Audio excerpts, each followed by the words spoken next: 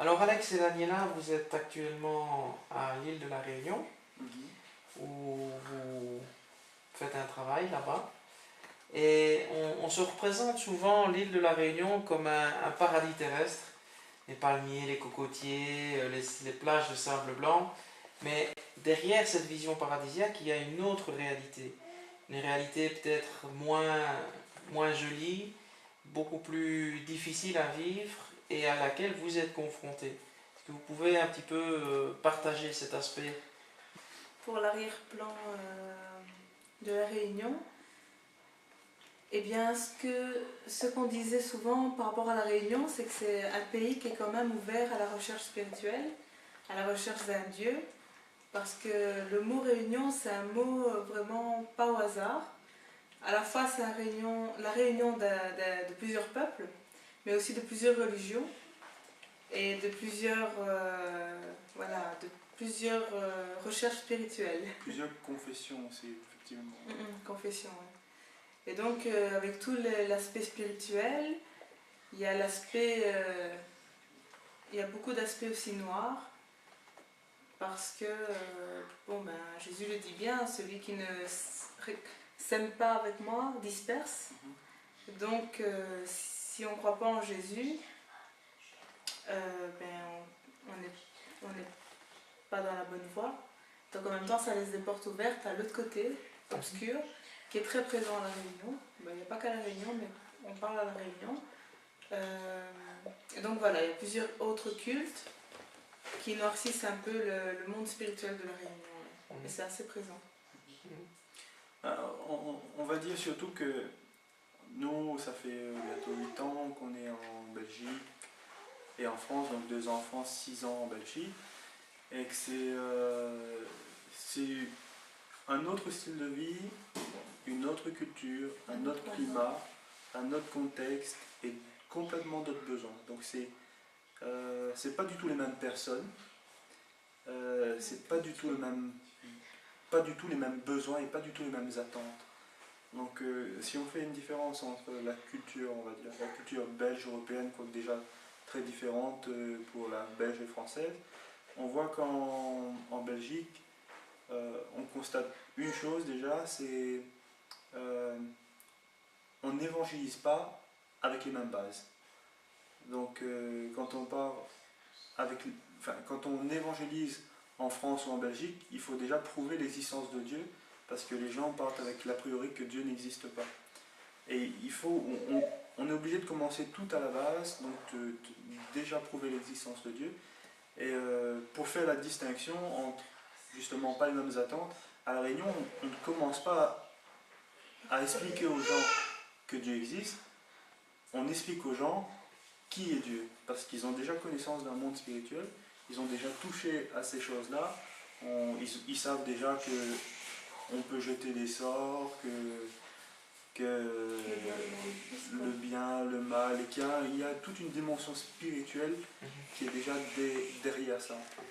Et donc, je dirais que la grosse difficulté à La Réunion, c'est que les Réunionnais savent qu'il y a une dimension spirituelle, ils ont déjà plus ou moins touché et goûté à ces choses-là. Donc, la difficulté, je dirais, c'est de venir et dire voilà le vrai Dieu, voilà le Dieu qui vous fera du bien, et voilà le seul Dieu qui est vivant. Je crois que c'est la grosse difficulté pour l'île de la Réunion. Et l'autre difficulté, c'est que effectivement, je dirais qu'il y a plus d'opposition qu'en Europe ou qu'en Belgique. Voilà, c'est pas la même opposition, c'est pas la même nature. Je ne dis pas qu'on n'a pas d'opposition en Belgique, je dirais plutôt que c'est une opposition un peu plus palpable. Ouais. Un peu plus palpable qu'ici. Moi, je veux rajouter, c'est vrai qu'en Europe, les oppositions qu'on a eues, c'est par rapport au travail, des bâtons dans les roues plutôt. On appelle ça plutôt plus familièrement comme des bâtons dans les roues. Mais à La Réunion, on a vraiment, comme il dit, c'est palpable le côté spirituel. On a vraiment... c'est plus du tout quelque chose d'indirect, ça s'attaque directement à nous. Et d'une manière bien subtile, mais assez directe. Là, on comprend très bien le combat, l'armure, parce que Dieu n'a pas changé. Ça, je tiens à le dire. Dieu, dans l'Ancien Testament, on dit souvent, le Dieu de l'Ancien Testament et le Dieu du Nouveau, c'est pas le même. Avant, il faisait des guerres, maintenant, il parle plus de guerre, il parle d'amour.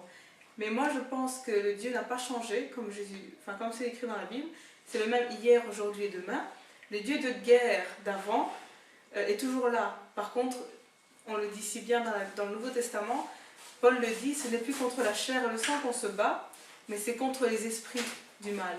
Et c'est pour ça que l'armure est toujours présente dans le Nouveau Testament, mais c'est une armure spirituelle, c'est une autre nourriture, c'est une autre manière de combattre, mais le combat est toujours là.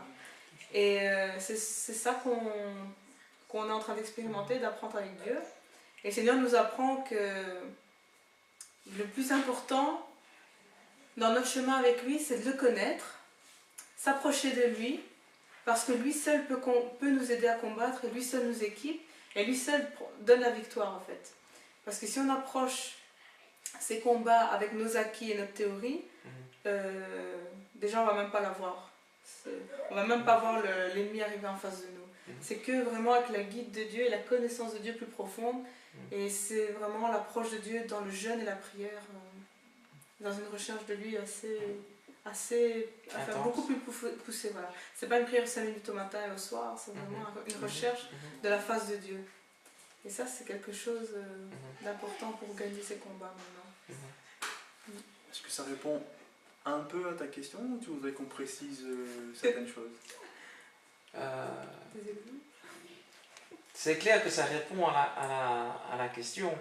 Ici en Europe, on a rationalisé, on a mis sous des termes en psychologie, etc., beaucoup de choses qui étaient en fait du domaine du spirituel. Et le fait d'être en prise directe, on va dire, avec le monde spirituel comme vous l'êtes ou comme la réalité se trouve en Afrique, ça nous permet de replacer les choses dans un véritable contexte.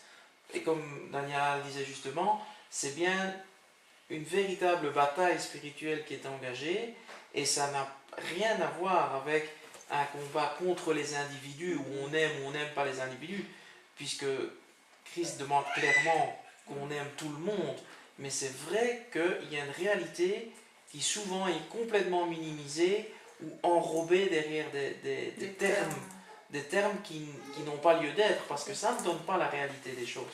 Je crois qu'en Europe, comme ici, c'est de toute façon un combat spirituel.